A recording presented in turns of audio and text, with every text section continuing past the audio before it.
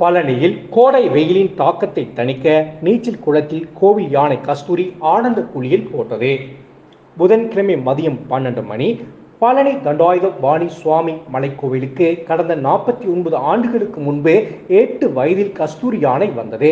யானை கஸ்தூரி பெரியநாயகி அம்மன் கோவில் அருகே உள்ள காரமடை தோட்டத்தில் வளர்க்கப்படுகிறது. தற்போது 57 வயதாகும் கஸ்தூரி தைப்பூசம், பங்குனி உத்திரம் உள்ளிட்ட திருவிழாக்களில் பங்கேற்கிறது. பழனியில் உள்ள குழந்தைகள் முதல் பெரியவர்கள் வரை அனைவருக்கும் மிகவும் நெருக்கமான யானையாக கஸ்தூரி திகழ்கிறது. தமிழகத்தின் பல்வேறு பகுதியில் வெயில் 100 டிகிரி வரை வாட்டி வதைக்கிறது. இந்த நிலையில் பழனியில் கடந்த சில நாட்களாக வெயிலின் தாக்கம் அதிகரித்து வருகிறது. பகலில் வாட்டி வதைக்கும் வெயிலை சமாளிக்க முடியாமல் மனிதர்கள் மட்டுமின்றி விலங்குகளும் சிரமப்படுகின்றன.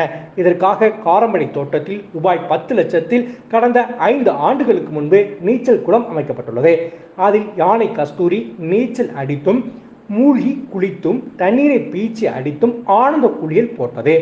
ஆனால் கோடை வெயிலின் தாக்கத்தை தணிக்க கஸ்தூரி யானை காலையில் சாதாரண குளியல், மாலையில் நீச்சல் குளத்தில் ஆனந்த குளியல் என தினமும் 2 வேளை குளிக்க வைக்கப்படுகிறது.